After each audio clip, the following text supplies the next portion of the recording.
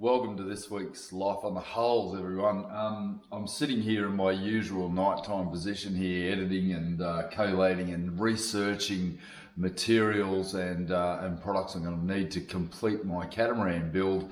But this week I find myself in a bit of a dilemma because I'm struggling to find H80 foam, which is the structural foam that I'm using in the deck of my catamaran, and obviously with COVID shortages around the world, we're finding the access to materials and products that we really need at the time we need it is almost impossible. So I've been ringing dealers and suppliers the last couple of weeks and really trying to establish where I can find enough foam to complete 86 square meters of deck laminate. And luckily I've come up with a solution, and it didn't involve a supplier, so I was very, very lucky. I'm going to elaborate as we go through the build, and I hope that this week sort of gives you a bit of an insight as to the structural laminates that I'm using on the foredeck of the catamaran. We're going to move forward with the actual foam core of the entire deck over the next couple of weeks, so hopefully that is of interest to you. There's quite a lot of work in it. I did actually think that it was going to be quite a simple process, but it has actually ended up being very, very detailed and a lot of hard work. A lot of time on my knees, a lot of time shaping and templating the foam, and there's plenty to do. So let's get into it, everyone. In what feels like an age, it has finally come time to put down some foam. I haven't quite finished the laminating, but I've got an area here that I'm standing on here. Decided I'm going to do that last because at the moment it's protected. It's getting trafficked on every minute of the day, so better off to leave it until last, and I'll just finish it as I walk out the door, hopefully. But there's a lot of surface area here to cover in foam. Now I've got a bit of a dilemma. I've got a lot of remnant foam that I want to use up before I go and order a heap more, and unfortunately ordering it is an issue at the moment with all these COVID shortages that are going on around the world. I've got a substantial amount. I was lucky the other day. I know a fellow, Paul Naylor, who's been building a cat, and he's now launched a cat down in the river down near our place, and ultimately had 20 sheets of 25mm grid scored foam. So pretty happy to be able to score that off him. Got it at a great price, and that's always a good thing when you're building something this big. You got to try to save money where you can and not waste it, because ultimately foam is a super expensive product, and being able to get hold of stuff that's left over from a job, and I'm sure I'll have stuff left over to sell on to somebody else who's building boats, or I'll probably end up using it in my own business anyway. But yes, I've got some 20mm foam here, remnants of it. What I want to do, it's not grid scored, so it's only going to be suitable for flat areas, and I've got a number of flat areas, that being up on the top here, along the front, on the bow here, up on the solid bridge deck. There's two areas there that are very flat, so that's going to be okay. And there's a couple of areas back here around the cockpit mouldings along this level here and along the back there. That's actually like a step or a table, so that'll be great for this foam, and also on the big lounge suite. So I'm going to use up what I've got in the 20mm. Now the stuff that I got off Paul the other day, this grid scored stuff, is going to be ideal to be used around this area. Now although this looks flat along the foredeck here, it's actually not. It's quite a curved surface where there's obviously water to run away, etc. And certainly along the side here. Now the actual passageways along the side only call for a 10mm foam. Now I've got some 12mm H80 which I intend to use along there, and I'm going to have to order a few sheets of that because I certainly don't have enough to do each of those side passageways down the side along the deck there. And then up on the back of the cockpit roof, right up on here, I've got a couple of ideas, because I need some channels to carry conduits for steering, for electrics, for fuel lines that are going to go back and forth. So I intend to leave some passageways within the foam and make it almost like a lattice work where I can actually get conduit channels and the like through there. So there's lots to think about. Getting it economical is going to be my problem, is actually getting the economy out of it. This stuff, around $150 a sheet is certainly expensive if you start to waste it. And I haven't thrown any of it out apart from tiny little slithers. I've kept everything, and that's what I'm working with now, is all these remnant parts, and I'm hoping to interchange these into that deck to get it to all work for me. So let's have a go at that. We'll do some templates and we'll get it all cut. This is Athletics Carnival, and I'm here to report that yes, I was in the final. I distinguished myself.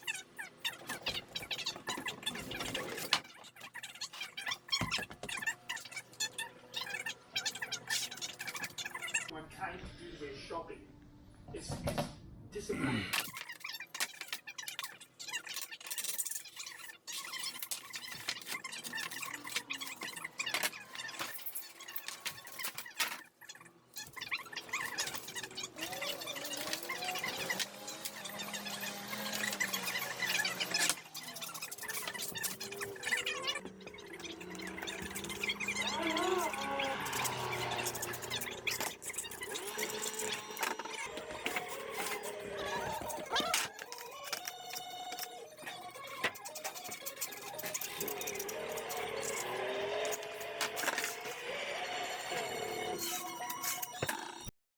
Righto, I've got to trim all my foam. Now, not only do I have to cut it to size, I also have to bevel the edge at 45 degrees so that I reduce the chance of bridging where the cloth, as I laminate it down from the foam back down onto the deck, reduces the chance of any air bubbles or anything. Sorry about the flicker, but I'm holding the camera at the moment. I'll put it into a solid state where it doesn't move again.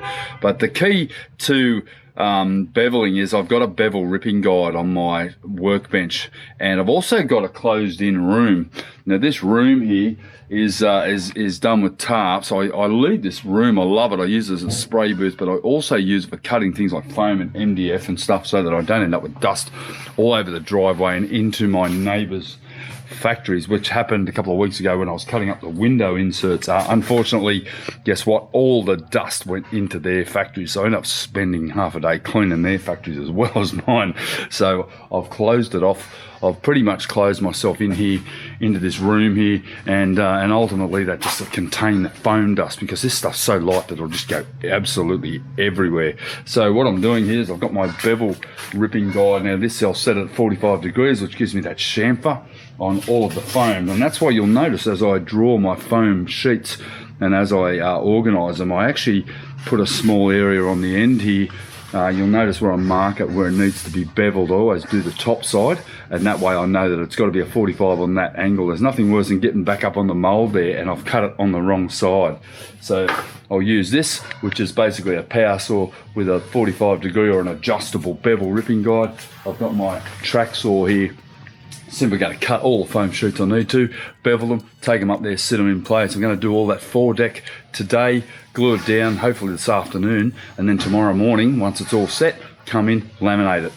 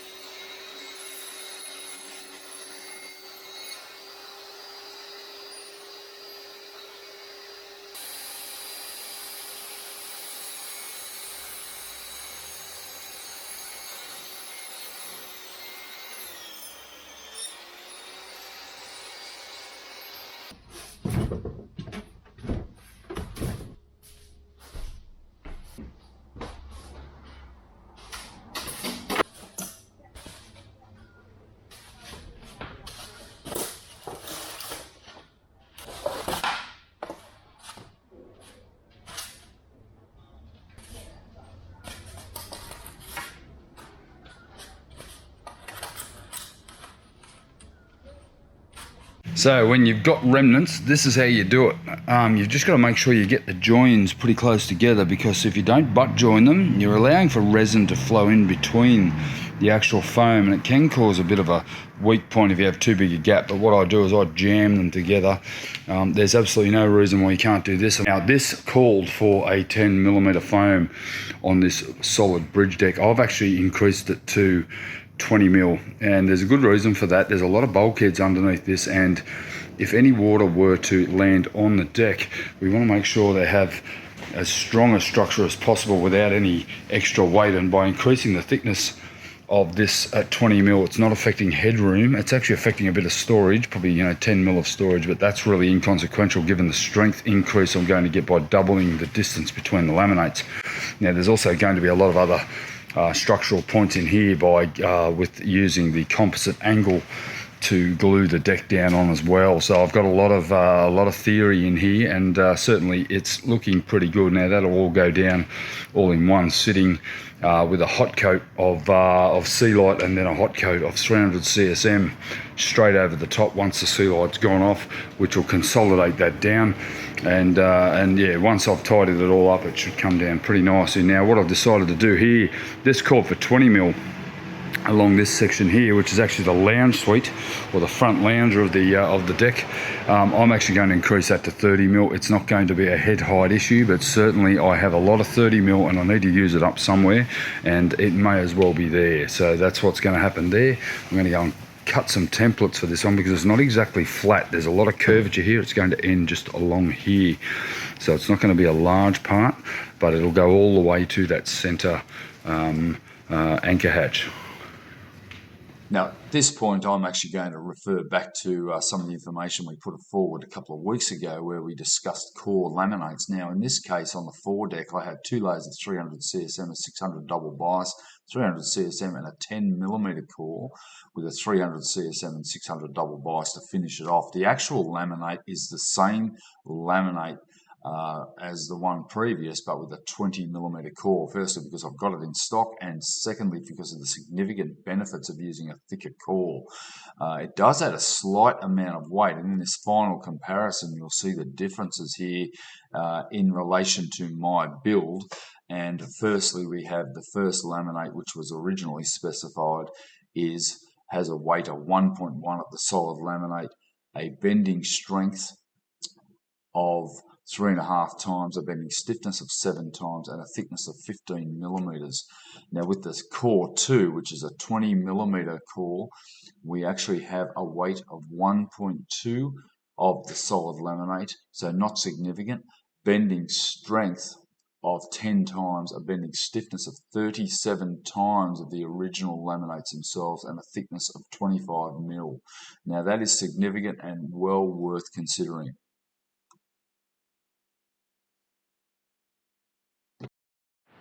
Now I'm going to make some cardboard templates for this area here because it's not flat and it's not an easy one to measure. So I think I'm best to get a bit of an imprint with some cardboard. Now how I can do that is by forcing the cardboard in place and looking for the flat spot, which is around about here. So from here to here is going to have to be a solid glass laminate. If I were to try to bend foam up over that, it's just not going to happen, and I'm better off increasing that strength there, which is already a curve, so it's already got a lot of strength, but increasing it with solid laminate, and in fact any area that has a massive curve like that, I'm going to use solid glass as a replacement, and it'll be 2 or 3 layers of 1200 quad with 300 in between, so pretty substantial. You can simply just bend this over the top here to get our contour, and then just run along the edge, almost scribing the outer margin of this, and that's pretty much easy. We can then just cut it with the Stanley.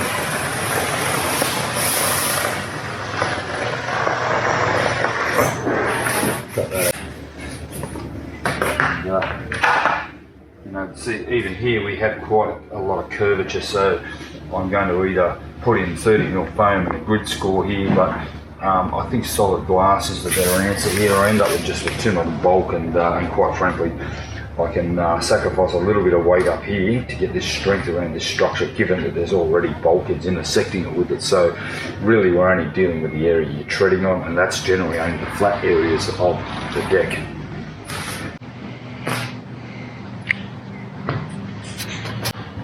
Economically, using this stuff is quite difficult because everything you need to do is either too long or too short or too wide. But the problem I've got is that I'm going to waste 2 full sheets here and end up with unusable parts if I just cut these straight lengthways out of this sheet, and that's sort of my inclination to do that. But the problem with that is I end up with a big long strip that I'm never going to use for anything else, or I end up using 2 sheets, which then cuts down my economy later on. So what I'm generally inclined to do more often is to put them on sideways and try to find a patterning system that works for everyone. And something like that, I'm happy to butt joint it. No problem with that. I have no issue with that because the resin and the sea light's going to fill that joint. This way I'm going to get more out of this strip than I would otherwise, and a lot less cutting, to be honest. So what I'll do is I'll cut this one like this, and again, minimal wastage. By doing that, I'm actually getting less wastage again. The only thing is, if you can turn it around, often you'll get a better fit, even less wastage that way. But you know, it's neither here nor there. It's a little slither, but I'm happy to do it that way. And that way, I'm cutting down my wastage. I'm leaving myself with more large sheets to do bigger jobs later on, which is going to be my coach house roof and some other parts, and also some projects I've got for later on. So I'm trying to think about, I've got about 10 sheets of 30mm left. I thought I had about 3 boxes, but in fact one of the boxes was empty. So always chuck out empty boxes. Good idea. I've got some other smaller components here that I'll be able to use later on. So any offcuts I keep, and that has just paid off because I've just done that entire bridge deck, that solid bridge deck with remnants of what I had left over from previous jobs. So that's pretty good to utilize that stuff without any major issues.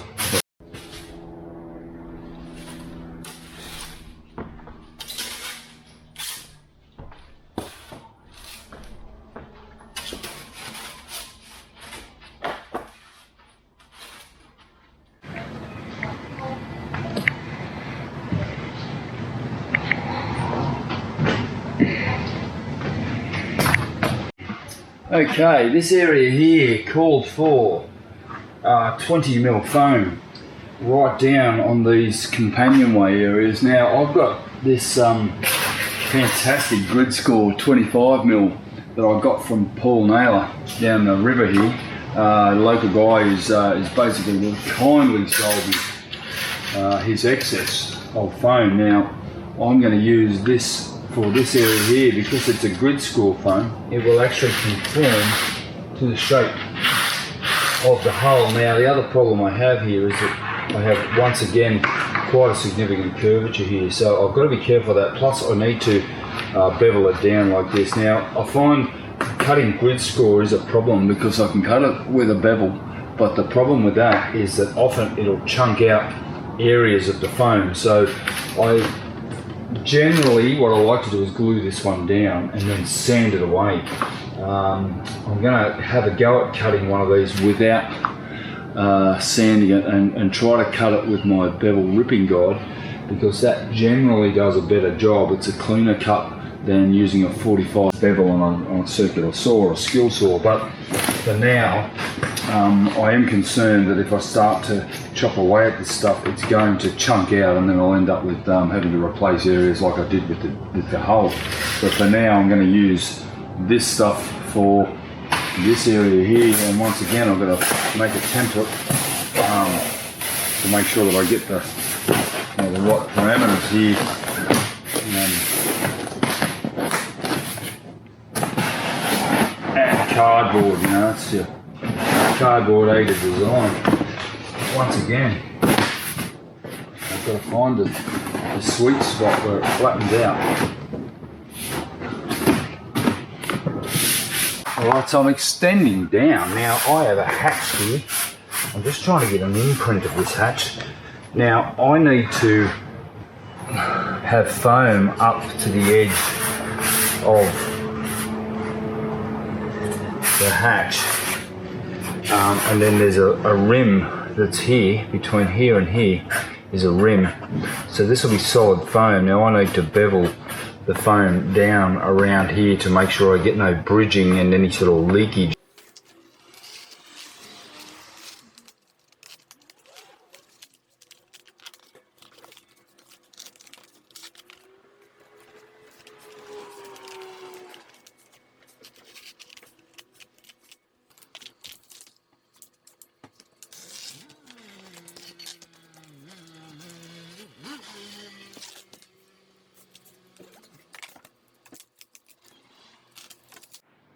Now, if the designer has done his job right, the guy who made the boat, this should fit over there. That's what I'm sort of banking on. I'm hoping so, but we'll see. Time will tell.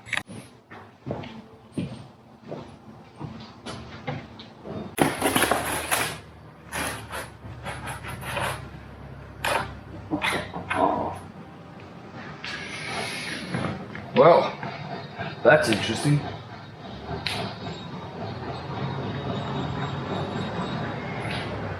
It doesn't fit. It's about 2 inches short, and I'll tell you why that is. I've just realised that this hatch on the port side is not equal to the hatch on the starboard side. Either that or that hatch is not in the right position, not in the same position as that one. Now I'm banking that that one and that one are equal, but these ones here will vary because this one here is in the head of the starboard bow, whereas this one here is in a wardrobe. So that is why that is like that, and I'm pissed off. So I'm going to have to add another little bit up on the end of that to make that fit this. Not my favourite part of boat building, but you know, one of those things that just has to be done is gluing this foam down. Now, there's several methods of putting foam down. You've got vacuum bagging, which is just not possible in this case because it's a working time thing, one-man show, not enough time to keep a wet laminate before I bag it. Second option, vacuum infusion. Not an option in this case. The mold's that old. It certainly wouldn't take vacuum infusion without me putting a massive flange around, filling up all the window holes and the door hole. Third option is to laminate it down with a bedding foam. Now I did that with the hull and had just sensational results. So Sea Light is it's like a Pro Bond light. It's a very lightweight foam adhesive that's actually designed for foam, and using those perforations in the foam to infiltrate the foam and therefore hold it down. And as it's held down, then we laminate over the top and ensuring there's no void. So best way to do that is with a lot of weights, and I've got, you know, probably a couple 100 kilos of weights there I'm going to be putting down on the substrate, on that foam substrate, until such time as it actually sets, and then 3 or 4 hours later I'll come in and remove those and check for any voids, and you know, hopefully it's all embedded down, and then finally we get our 2 final laminates over, peel ply, and it's done. So I'm up here on the bow and I've removed this section here. The preparation starts with a very good clean. That's only been laminated about 4 days ago, but still it's cured. Well, it's not cured because I'm using a laminating resin, and essentially it never really fully cures until I add wax to the final laminate, which I won't be doing. I'll peel ply it so that I can therefore join it to the underside of the hull up on the bridge deck there. But essentially it's going to be cleaned thoroughly, making sure that every component fits, and I've done that, pretty much templated everything. As you can see here, everything's pretty much locked down and tightly sort of patterned so that there's no real voids. And then I'm going to come back later on with my little rotational sander or my roller sander and just tidy up the edges, and then I'll make sure that there's absolutely no bridging between the laminate, the foam and the deck. So there's a lot to do here. I've got a hell of a lot of this to go down. The only one way to get it done is to get started, I guess. So I'm going to get started on it now. So the product I'm using here to adhere the foam to the laminate is called Sea Light. It's S-E-A-L-I-T-E. It's a specially formulated mixture of polyester resin and filler. Now it's actually catalyzed at 2% is what I choose to catalyze it at, and the reason why I do that, it actually sets it off very quickly. Generally it's workable within a couple of hours of putting it down. So the actual weights that I'm applying here I put down, 2 or 3 hours later I'll come and remove them, and I'll know that I have a good bond to the laminate. The only thing with Sea Light I will say is you must put it on sparingly. If you put too much on, you'll end up with a huge amount of resin in between the foam and the laminate. So a tile spreader with a serrated teeth is the order of the day, and you put it on and basically smear it over the entire surface. It then will grab into the pores of the foam as much as possible, and also up into the perforations once I use the foam roller. Now the roller that I'm using there is a compressed air roller. It's basically a vibrating piston that vibrates like a small steam roller and agitates the sea light up into the pores and into the grid score and the cross-cut foam that I'm using. So it's a very, very effective way of getting this stuff consolidated up into the foam. Once that's done, the weights are then applied and let to cure. And as I mentioned, it does actually take around about 2 to 3 hours to fully set in the temperature that I'm working in, around about 20 degrees. Now, it's also important to note that I couldn't work too fast with this stuff either. As basically you need to make sure that you're really working in a detailed manner and making sure that you're actually getting this bond at every stage.